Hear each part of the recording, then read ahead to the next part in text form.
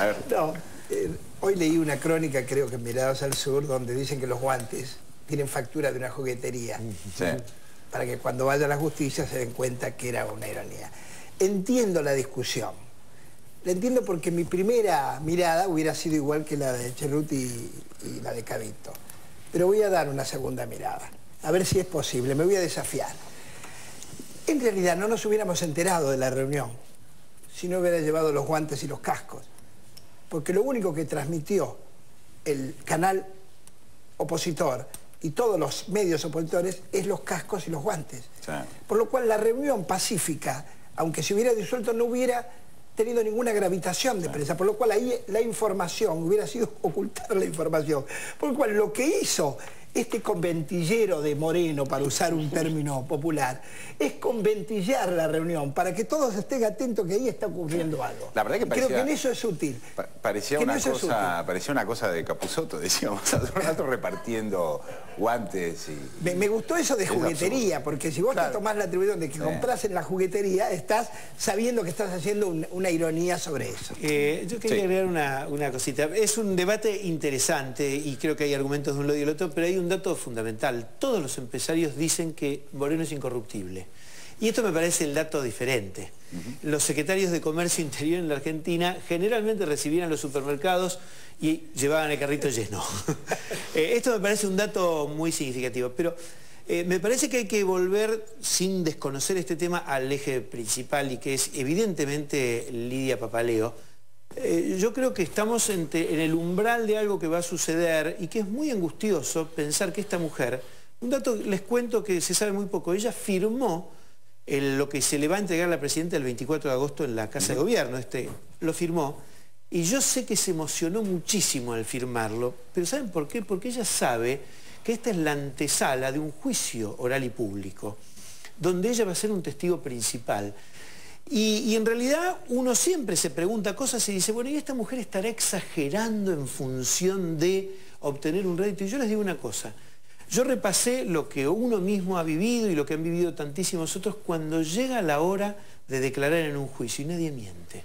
Y no hay ningún juez federal en la Argentina, piense lo que piense, que crea que un sobreviviente de un campo de concentración que fue humillado, como fue humillada esta mujer, va a ir a mentirle a la sociedad, porque su deuda con su hija y consigo mismo, con la memoria de tantos otros, es tan grande que si dice esto, firmó emocionada y va a terminar declarando, yo no sé cómo terminará el juicio, pero que esto va a ser un hecho de una significación histórica en la Argentina y no falta tanto. Bueno, en ese contexto, Eduardo, sin duda aparece la reunión que arma Mañeto con su propia gente, alrededor de 50 personas, decías hoy en una interesante nota publicada en el diario Miradas al Sur, en donde reunió alrededor de 50 periodistas, figuras, jefes de edición, etcétera, y hablaron de distintos temas. Vemos este informe y lo debatimos.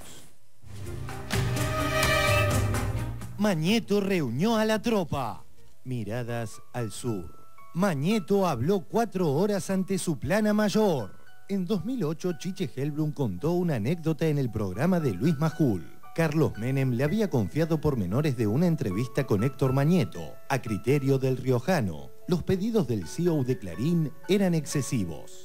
Entonces quiere sentarse donde estoy yo, dijo Menem. La respuesta de Mañeto fue, no, ese es un cargo menor. Cuando fue la famosa discusión Menem-Mañeto, por ejemplo, discutían el tema de, bueno, Menem le concedió Canal 13 a Clarín y todo eso. Entonces parece que Menem en medio de la discusión le dice a Mañeto, lo que pasa es que usted lo que quiere es mi puesto. ¿Usted quiere ser presidente? Usted quiere ser presidente. Le contestó Mañeto, puesto menor. Puesto menor.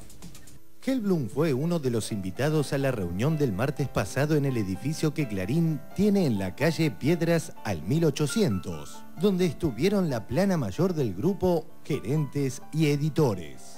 Helblum se dispuso a escuchar por primera vez a Mañeto y, tras la larga perorata, le pareció muy creíble aquella frase de Menem que bien podría haber sido una humorada. Para el hombre fuerte de Clarín, el cargo de presidente de la nación es algo pequeño. Perfil.com. Mañeto, no tenemos el culo sucio. A mí me da una pena cuando veo dirigentes grandes de historia que van a tocar el timbre de la casa del señor Magneto para reunirse con él a ver qué es lo que tienen que hacer. Me da pena, pero también me doy cuenta por qué fracasaron siempre. Porque nunca tuvieron una idea propia, siempre fueron empleados de otros. Entonces realmente en vez de defender a quienes lo votaban, defendían los intereses corporativos que eran que le decían qué es lo que tenían que hacer. A mí me parece que los medios pueden tener la postura política que quieran y pueden reunirse con quienes quieran, así como los políticos pueden reunirse con quienes quieran. De hecho, digo, en Inglaterra, en Estados Unidos, los conservadores tienen su diario, los laboristas tienen su diario. Lo que es absurdo, lo que es raro en la Argentina es que esto no se diga explícitamente. O sea, si el grupo Magneto, el grupo de multimedios de Clarín, es hoy el representante del peronismo conservador en la Argentina, esto tendría que decirse claramente, esto tendría que reflejarse claramente en las editoriales del diario. Esto tendrían que asumirlo los políticos que forman parte de ese entramado. ¿Nos puede contar el porqué de la reunión en la casa de Magneto la semana pasada? Tenía ganas de comer. Tenía ganas de comer. No puedo decirte qué me pareció la reunión, porque la verdad que no sé qué pasó en la reunión. Digo, Mauricio lo tomó como un tema absolutamente de él, personal. ¿Hubo finalmente una reunión con la gente del PJ disidente en la casa de Magneto? ¿Eso es correcta la información? En una casa particular, Tema absolutamente de él, personal. No lo consultó, digamos, con nosotros, una invitación personal que le hicieron fue, y lo que comentó fue que se habló de la situación del país y no nos dio mucha bolilla con el tema, así que la verdad que no te puedo decir qué me pareció la reunión, es un tema de él, ¿no? Yo no fui, pero si me hubieran invitado hubiera ido. ¿Qué dijo Mauricio? Me parece que dijo que tenía hambre, que fue a comer. Está bueno, fue a comer. Lilita, ¿qué le pareció la reunión en la casa de Magneto donde se juntó el peronismo federal, Lilita? Lilita, ¿qué le pareció la reunión que hubo la semana pasada en la casa de Héctor Magneto donde asistió el peronismo disidente? Sí, curiosa reunión esa.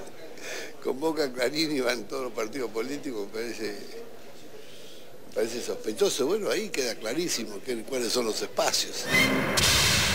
Siempre se podrá cambiar el gobierno, pero el poder tremendo que esta gente ha tenido, oculto, manejando al país desde las sombras según los intereses que tenía, es algo que se combate ahora. De esto se sale bien ahora o no se sale nunca más.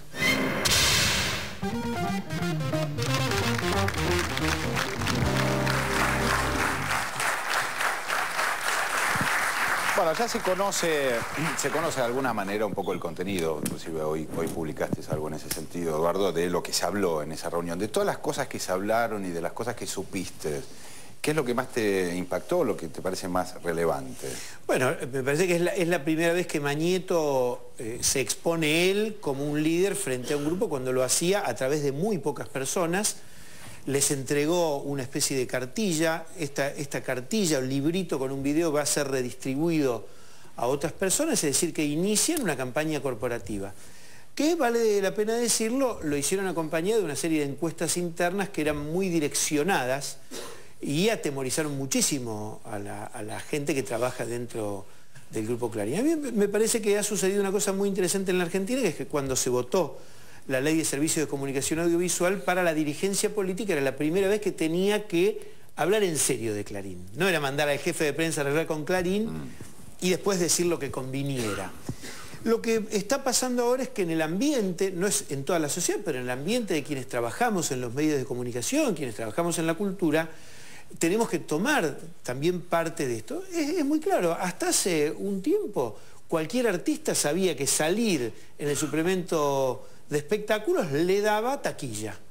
Hoy día hay muchísimos artistas que no están dispuestos a negociar eso.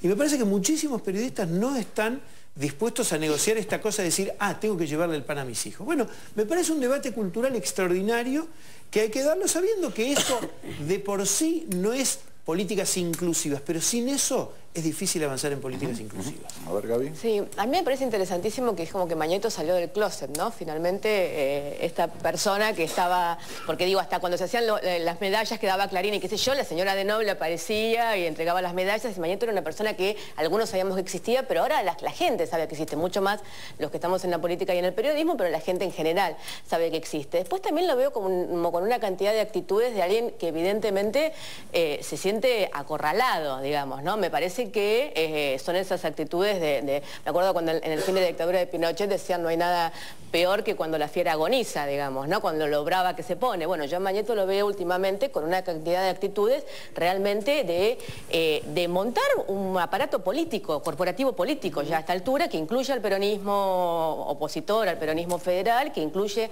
su aparato de medios y también su grupo económico. Me resultaba muy interesante lo que decía Liberty acá el otro día. Tengamos en cuenta claramente que ya esto no es un multimedio, ¿no? Es una corporación económica de la cual los medios son una parte de ese entramado. Bueno, somos gente de campo, dijo, ¿no? O sea, claramente lo dijo en la reunión. Mañeto dijo, somos gente de campo. Y nos pusimos al frente del conflicto del campo. Larraqui escribió una nota bien interesante también en ese sentido, dando cuenta del desenmascaramiento que hay. O sea, la primera vez que se escucha también en estos últimos 2 años después del conflicto del campo, que esta situación fue piloteada, digamos, claramente desde ese lugar, y lo dicen los directivos. Bueno, y de hecho reunió a quienes cree que pueden ser, y además miró bien, porque estaba cayendo a pedazos la coalición cívica, digo, no hay mucho más que pueda hacer el candidato opositor en este momento, con lo cual reunió lo que creía que podía ser la oposición real a este gobierno en las próximas elecciones, un poco para ordenarles qué tienen que hacer y cómo tienen que moverse, ¿no? Me parece que están muy preocupados y se ve tanto en Clarín como en La Nación con el tema del desmembramiento que hay en la oposición. Bueno, a mí me parece... Sí. Perdón. No, adelante. Me parece, yo ya lo comenté, pero me parece que va increyendo esta sensación de esto que Freud describía como lo siniestro, ¿no? Que es lo familiar cuando se vuelve una amenaza. Y todos hemos sido consumidores de Clarín, todos hemos sido espectadores de TN, el álbum de Tejidos, ¿no? El suplemento Mujer, que, digamos, todas esas cosas inocuas, ¿no? Toda esa cosa tan equidistante de todo, ¿no? Tan poco extremista, ¿no? Es como el monumento al no extremismo, la construcción cultural que fue Clarín durante décadas. Ahora estamos tan cerca de saber o de que se empiece a investigar si todo ese imperio nace de una cloaca, de un delito de lesa humanidad, de una mesa de torturas, de acciones arrancadas por la fuerza, digamos, es espantoso. Bueno, dice que no, Mañeto, ¿no? Eso más o menos así fue el planteo que hace. ¿Cuál es la explicación que él da sobre esto? ¿Se sabe cuál es la versión que él da sobre el nacimiento de Papel Prensa, el nacimiento limpio de Papel Prensa? No, él nunca dio, y las veces que tuvo que ir a declarar, que fue ante el fiscal Molinas, lo sacó corriendo. O sea, el fiscal Molinas lo sacó corriendo y después el fiscal Molinas sufrió el castigo que le hizo, porque ustedes recordarán que en el último tiempo del alfonsinismo al fiscal Molinas lo tiraron atrás. Hay un dato muy significativo. Yo ayer a la mañana, antes de escribir, hablaba con un echado en febrero del año 76 por Mañeto. Los 13 miembros de la comisión interna del diario Clarín en febrero del 76 fueron echados con el argumento de que formaban parte de la guerrilla industrial. Ustedes figúrense que los 13 delegados que habían peleado el convenio en el marco de la UDUA, que habían hecho un convenio especial porque Clarín era la empresa más grande. Y Mañeto, ¿qué decía? Él me decía, ¿sabés cuál era la obsesión de Mañeto? Que éramos todos montoneros. Dice, ¿sabés cuál era la realidad? Este era radical de origen, ¿eh? Había varios.